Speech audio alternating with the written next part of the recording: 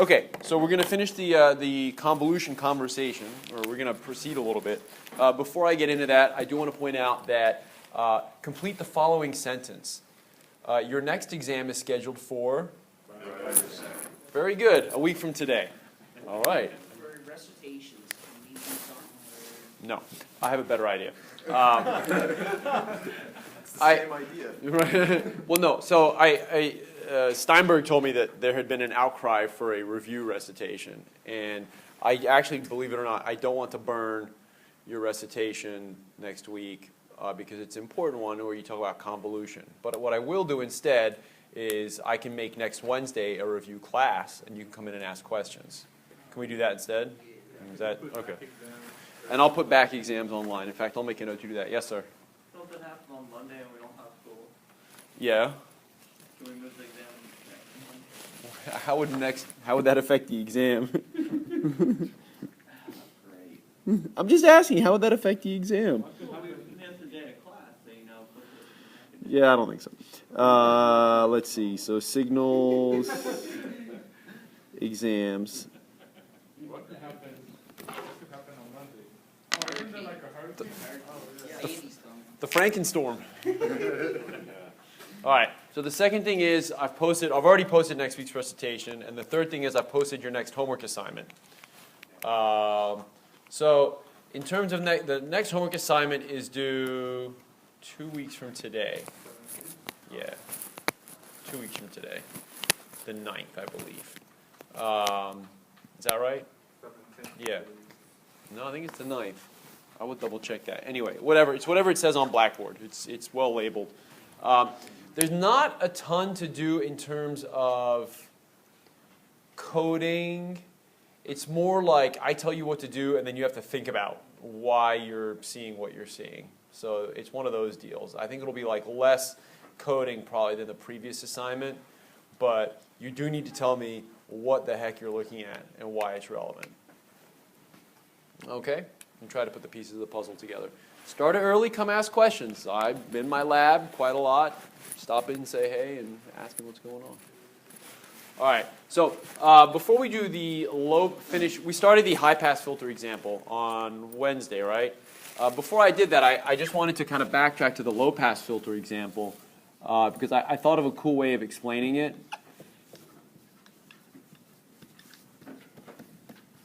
So in the low-pass filter example, remember, we did an example where we already knew what the answer was going to be, right? So we let x of t be a step input, and we had h of t be the impulse response of a low-pass filter. Is that right?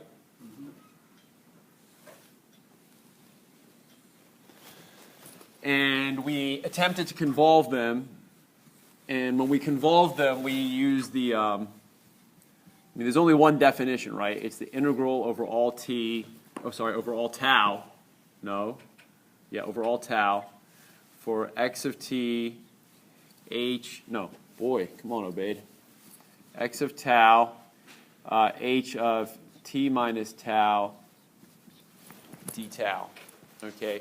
And in the specific case of that particular integral, I'm going to switch to a different marker because this one looks like it's past its prime.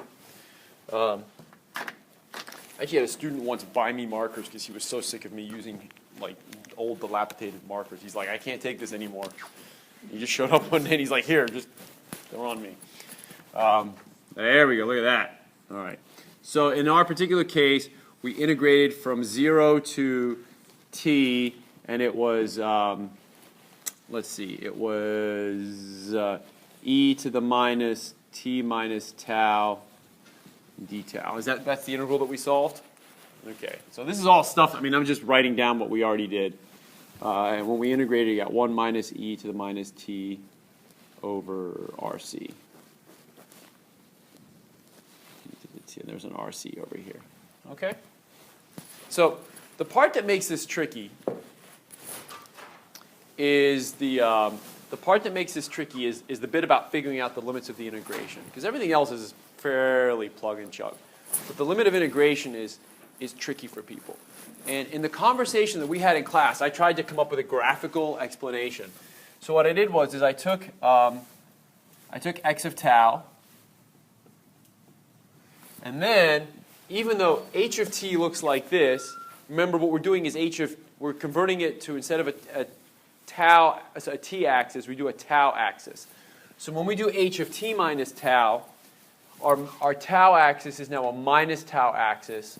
So remember, when we do a minus, that takes our graphic and it flips it, and then we shifted it to the right by t units. So when we flipped it, what we got was something that looked like this, where this is h of t minus tau. This value here, which had been the 0 point, is now the right shift of t. And my axis is with respect to tau in both cases. So when I multiply them together and integrated over all tau, I could see that the only non-zero values of tau, because remember, I got to multiply these together. So for tau less than 0, this function is 0, so there's no product there. And for tau greater than t, this function is 0, so there's no product there. So the only times when x of tau times h of t minus tau is non-zero is from 0 to t. And that's where our limit of integration came from. Okay, so classically speaking, this is the part of convolution that tends to screw people up the most. So I thought about it, and it dawned on me that I could justify this 0 to t a different way. And I've actually not thought about this before, amazingly, despite the number of times I've taught this class. So I want to kind of try it out on you and see if this makes sense. So what I'm going to do is discuss another method for determining that the limits of integration should be 0 to t. All right? So let's say that, so remember the whole idea of convolution was we're going to squint our eyes and imagine that our input is a series of impulses. And each one of those impulses is going to yield an impulse response. Is that right? Okay. So suppose, so I'm trying to figure out my y of t. So this is going to be my y of t. And let's say I want to know my output value at some specific value of t. Yes, sir. Is that why we're taking it in the tau, or sounds for tau, not times each impulse, the tau of each impulse of convolution? Right, you're varying tau. You're varying the, essentially what you're doing is you're saying, take this and break it into a bunch of impulses, and each impulse occurs at its own value of tau. And then you have to add over all taus. Okay, so let's say I want to know my output value right here. So let's look at my input. Does my input have any activity at t equals 0? Sure it does, right? We can imagine there's an impulse right here at t equals 0. Okay, so let's say that gives me an impulse response, right? Okay. How about over here, right next to 0? Here's another impulse, right? Okay. So I'm going to keep doing, so this is one value, so this corresponds to one value of tau. This corresponds to another value of tau. Okay. Now, if I'm trying to figure out y of t at this point, I need to take into account, I need to add the response from my first value of tau and the response from my second value of tau, and so on. Okay? Now, so I'm going to keep putting in these impulses. So,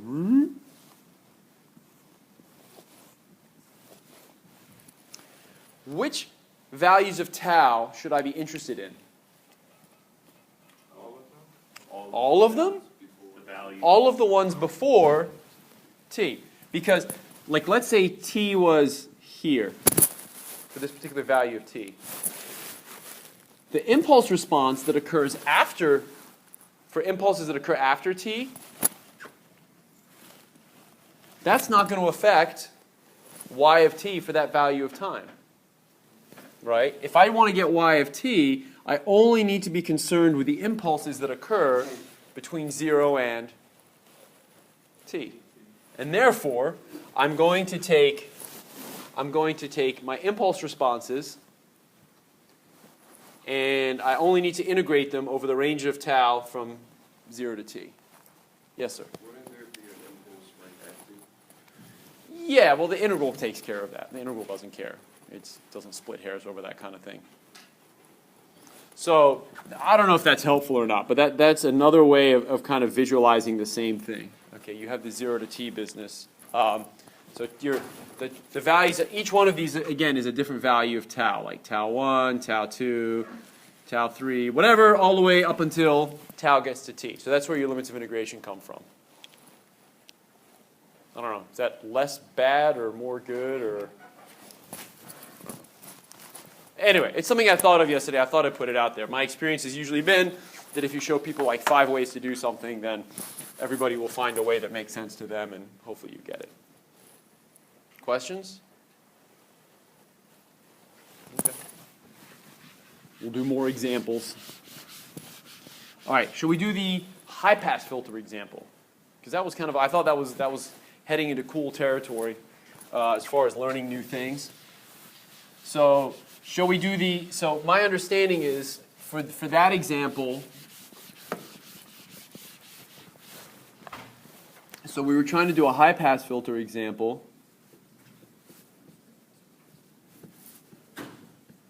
So basically today we're just doing examples, right? So I want to do the same thing. I want to do I want to find the step response of a high-pass filter. So I'm going to give the same input x of t, and we decided that we needed to convolve it with whatever the impulse response was of a high-pass filter. Is that right? And I believe that when we finished class on Wednesday, we had not yet agreed what that impulse response was. Is that correct? Yeah. Okay. So if memory serves, we had done the following. We had decided that the impulse response for a high-pass filter was going to be the first derivative of e to the minus t over rc. Is that correct? It's possible I'm misremembering it, so you should tell me if I'm misremembering it. Otherwise, this example is going to suck. Okay. So, This was by taking the inverse transform. right, that was the method we got to by taking the inverse transform of the high-pass filter transfer function, right? So again, we said that the high-pass filter transfer function was j omega rc over j omega rc plus 1. Is that right? No. At very low. Yes, that's right. Yeah, that's right. Okay. So if we take its inverse Fourier transform, we said that is the derivative of. Right. Remember, this was that's the low-pass filter impulse response. Scale it by RC and take its derivative. And that's how I'm getting to this. Right? We said that's the low-pass filter. That's the low-pass h of omega. And we know that its impulse response was 1 over RC e to the minus t over RC. Okay, so then we scaled it by RC, that gets rid of that term, and then we take its derivative, which is what I'm trying to do now. Okay, so let me just plot that real quick. So here's e to the minus t over RC, starting at t equals 0. So what's its first derivative going to be? Is my first, so the tendency would just be to take the derivative of that and say minus 1 over RC e to the minus t over RC. Is that right? I mean, this is the derivative of that, right? And yet this isn't the whole answer. So if I just write this, what am I missing? Right, because in addition to this being you have to take into account the fact that there's a discontinuity in the signal, right? So anytime where your signal has an instantaneous jump like this and you take its derivative, you have to take that impulse into account. So this impulse right here is going to generate, is going to have this discontinuity when you take its derivative. That means there's going to be like a thing of infinite slope right at t equals 0. How do I express that? It's an impulse. Okay. Yeah. There you go. So there's an impulse at t equals 0, and then you get the derivative. If you didn't put that impulse there, guess what would happen? If you didn't put that impulse there, then what you would have is that derivative. So if this was, that was my axis. See how I've just taken this and shifted it down? And there's no discontinuity here. If I take the derivative of this function, I get 1 over RC e to the minus t over RC. Okay, this is the expression for the derivative of this. But what I've got here is a discontinuity. So I have to take, when I'm taking my derivative, I also have to take the derivative of that discontinuity.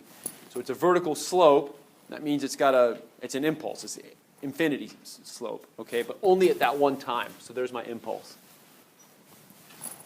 All right. Questions? There's my impulse response.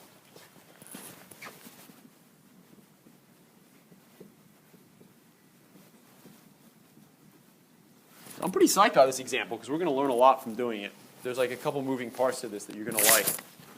Actually, that's not true. You might not like them, but I'm going to like that you've learned them. Okay. Now we got to convolve. Questions? How do we feel about this? You should stop and ask questions now before it gets worse.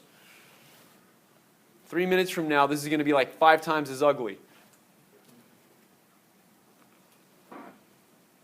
No? We're good?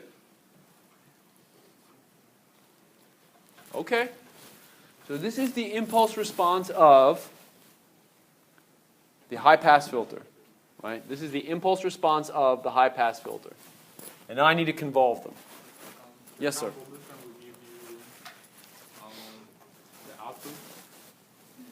Yes, the output in the time domain. That's the whole point of it. Will give you y2. Right, exactly. So this is convolution in the time domain. That's going to give me my output signal. Remember, I could always get my output signal by doing a frequency domain analysis. Transfer function found the inverse. Right, so what I would do in that case is I would take the Fourier transform of my step. I would take the transfer function of my system. I would multiply them together. And then whatever I got, I would take its inverse Fourier transform, if such a method were to exist, or I knew how to do it, which we haven't talked about it, but in theory we could understand how it works. And that would tell me my answer.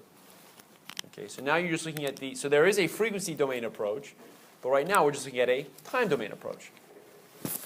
Seem reasonable? Okay, so let's go ahead and set up the convolution.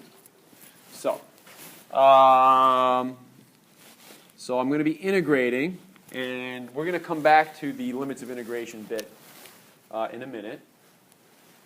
Okay, so what's my x of tau? Steps. It's a step. But basically, we're only going to be integrating this over times when there's non-zero stuff to integrate. So the only time when there's non-zero x is the constant 1.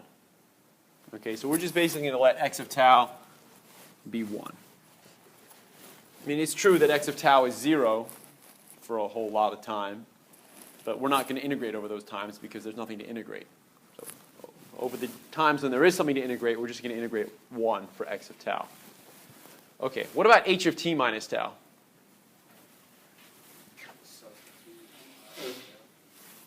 Yeah, I'm literally going to take this, and I'm going to write delta of t minus tau minus 1 over RC e to the minus t minus tau over RC. So there's, all I've done here is I've taken my h of t, and everywhere there was a t, I've replaced that t with t minus tau. That's it. No muss, no fuss. Right? I took this t and replaced it with a t minus tau, and I took this t and replaced it with a t minus tau. I'm going to integrate all this nonsense d tau. What?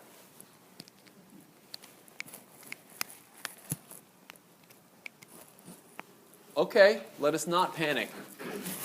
Now, we need, the last piece of this is we need what? Before I can proceed. Limits of integration. I need my limits.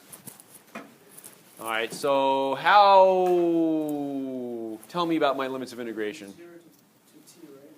0 to t. Can I get a confirmation on that? Yeah, absolutely. It's going to be the same as before, 0 to t. All right, for the same reasons. 0 to t. I mean, here's x of tau, and here's my h of t minus tau. It's almost the same thing, right? The only difference is my x of t minus tau has an impulse here now as well. Okay, but it's the same thing. I still have to integrate from 0 to t. Okay. So let's work the math now a little bit. So I can break, can we agree now I can break this into two integrals? Right, I mean integrals just split. So the first integral is pretty straightforward.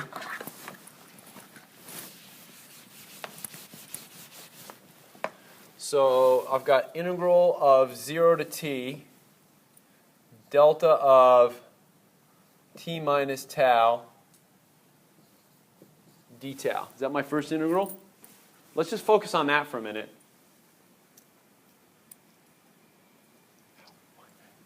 Help! What do I do with that thing? Is it 1?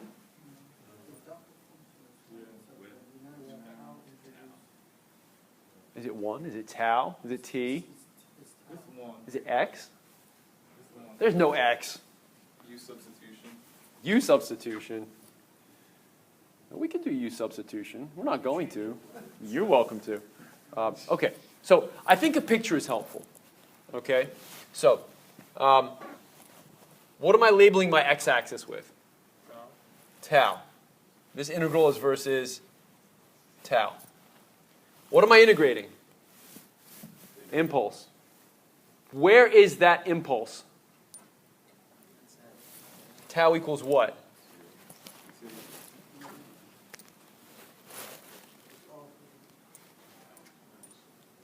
Where is that impulse? Is that impulse at tau equals 0? No, t minus t. So I'll give you a hint. If the function I was integrating was delta of tau, then that impulse would be at tau equals 0. But it ain't. T. It's at t. It's at the value of tau equals t. Whatever that value of t is, that's where your impulse is. How do I know? This is how the delta function works. You figure out what value of your independent variable makes the inside the parentheses equals to 0, and that's where your impulse is. Okay, so how do I make inside the parentheses equal to 0? When tau equals t. And that's where my impulse is. Doesn't matter if it's positive, it's negative, doesn't matter. That's where it is. It's at t. So now I'm going to integrate this impulse from 0 to t. So what happens? It's 1. Doesn't matter. So all the way from starting at 0, there's nothing to integrate. Nothing to integrate until I get to the impulse. And then I integrate the impulse. And what's the integral of the impulse? 1. It's whatever the area of the impulse is, right? Remember, that's how we define an impulse. It was a thing that was really tall, but it had an area of 1. Therefore, if you integrate it, you're just going to get 1. You're just going to get the area back. Okay?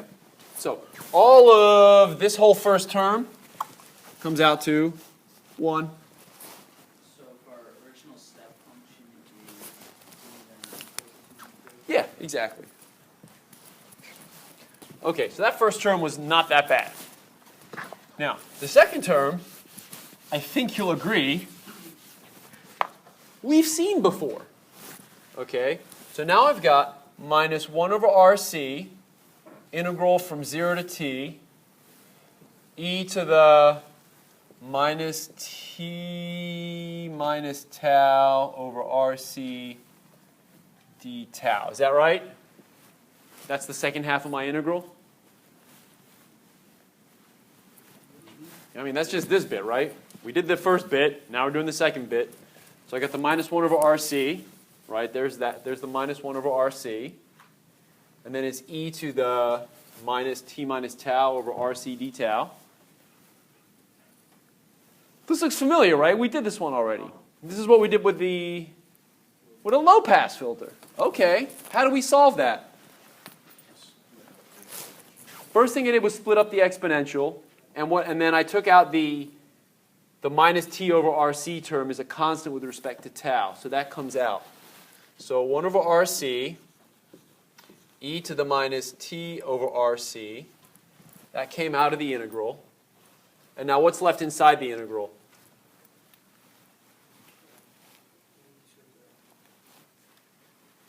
It's tau. E to the tau over RC. Right, what's left in the integral now is e to the tau over RC. Okay, and now I've got to integrate that with respect to tau. So how do I integrate e to the tau over RC? Just multiply by RC. Yep. It'll be RC e to the tau over RC with the limits of 0 to t. Hey, look at this. The RC's cancel. I'm liking that. So I'm left with minus e to the minus t over RC times. Now I got to substitute in my limits of integration. So that's e to the T over RC. t over RC minus e to the 0, which is 1. And then if I distribute, I'm going to get minus 1, right? Because this term times this term, I add the exponents. That's going to give me a 0 exponent, which is 1. So minus 1, actually let me do this. How about minus 1 minus e to the minus t over RC. And I want to leave it like that for just a second. I factored out the minus on purpose to be sneaky and deceitful. Yeah. So I think it's correctly written. I could write it a little clearer, and we're going to in a second, but I want to leave it like this for a moment. Are we good so far? Isn't that interesting? Okay, so let me just take this and copy it over here. So my sort of final answer is 1 minus 1 times, no, I don't know. 1 minus, 1 minus e to the minus t over RC.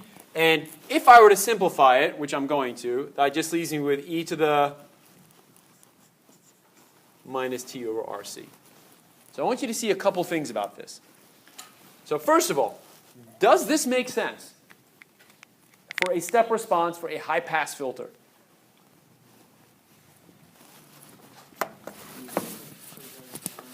Should we have expected that answer? Well, it's correct, so that's a good sign. So if my input is a step, what do we see when we see this portion of the signal? Is that a high-frequency component or a low-frequency component? High frequency. Right here, between my fingers. Low frequency. Low frequency. It ain't changing. So if I take this signal and pass it through a high-pass filter, would you expect this part to be passed or rejected? Rejected. Rejected. It's low frequency. I'm putting it into a high-pass filter, so that better go. So when I look at my output, eventually, I'd better see 0, because this part is low frequency. Okay, now what about this guy? What about this edge right here? High frequency. So this edge is going to get passed. So what I would expect to see is basically something like that. The edge gets passed. Most of the edge gets passed. Like, you don't get all of it, but so you sort of, the edge dies away. But then eventually, if you wait long enough, you get back down, this part all gets rejected again. Is that what we got? Absolutely, right? This is e to the minus t over RC. Cha-ching. But it's even more interesting than that. Because look at how the integral broke down. What was this? What does that term look like? That's the step response of the low-pass filter. This is a step, right? For positive time, this is a step. So look what the equation is telling you.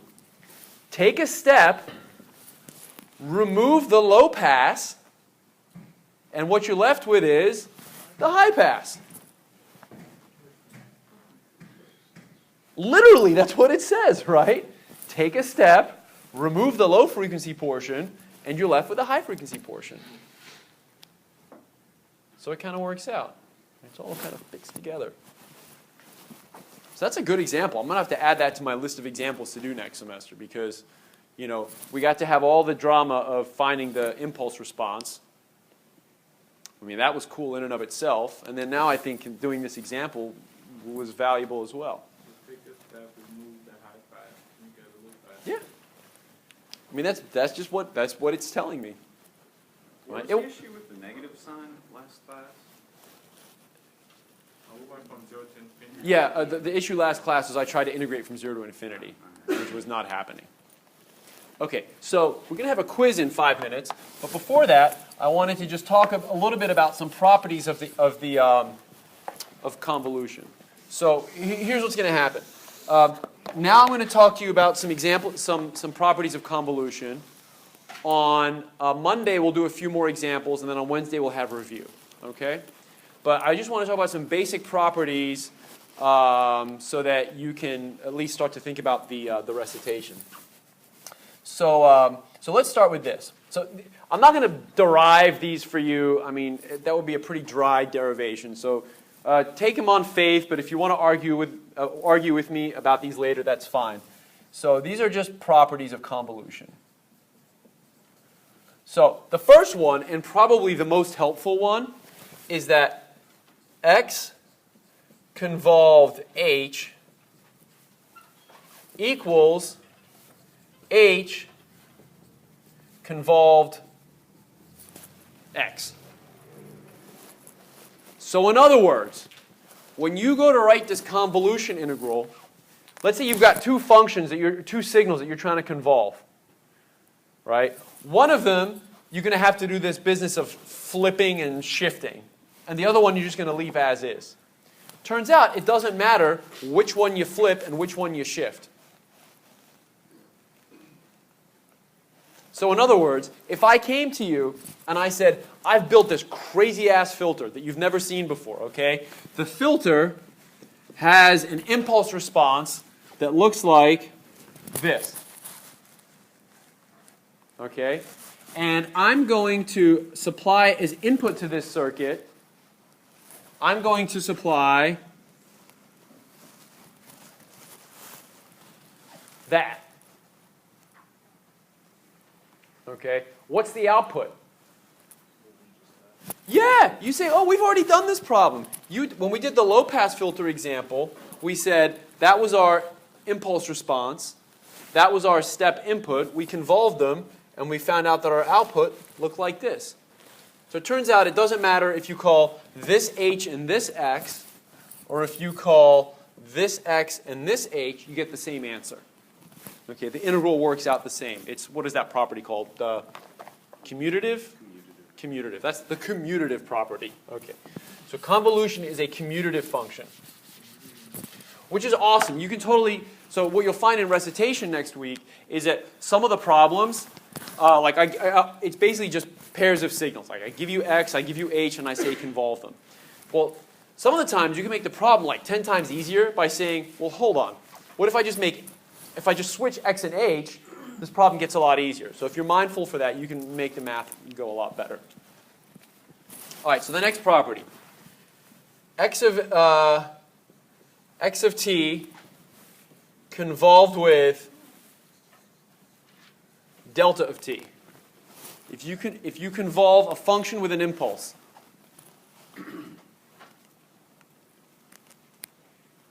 any idea what you get out? The function back. not the impulse, you get the function back. Multiply by 1. It's like multiplying by 1 or adding 0. It's the identity, right? For addition, the identity is to add 0. You get your number back. For multiplication, the identity is to multiply by 1. You get your same number back. For convolution, you convolve against, I'm sorry, that's not multiply, that's convolve. For convolution, you convolve against the impulse, you get your signal back. And we've actually already seen an example of this. Because look, we convolved our step against an impulse, and what we got back was our step, right? So we've seen that actually. What about, so here's another handy function.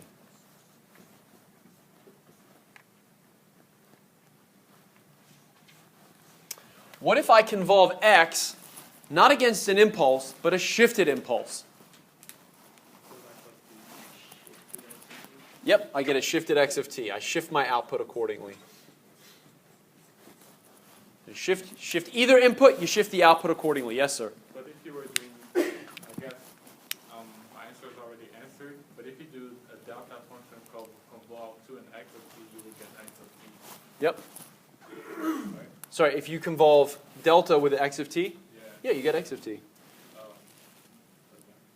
Right? So, and it works the other way around. Like if you took x of t and shifted it, I mean, I guess a more generic way of saying it, if how about this? If you take x of t and shift it by some number, and h of t and shift it by some number, then what you get is your original convolution of x and h shifted by the sum of those numbers, right? So if you shift, it just shifts and the shifts add. So once you know what x convolve h is, you can shift x and you can shift h and you're going to get the same answer. It's just going to be shifted accordingly by as many units. All right, the last function that we'll do, the last property that we'll do before we have a quiz is we'll say, okay, suppose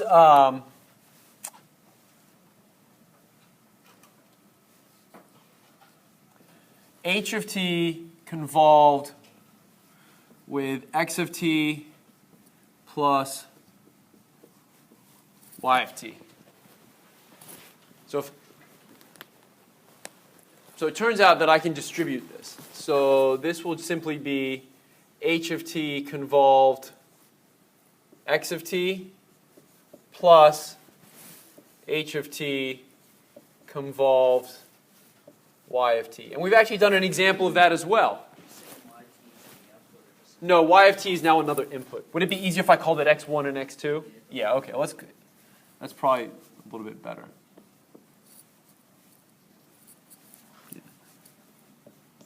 So that's another way you can make your recitation problems a little easier. Sometimes you can look at this and say, hey, what if I just break this up into two problems? I mean, that's essentially what we did in this problem, right? Because in the high-pass filter example, I took my step input and I convolved it with an impulse response where there was an impulse, actually it was an impulse and then minus,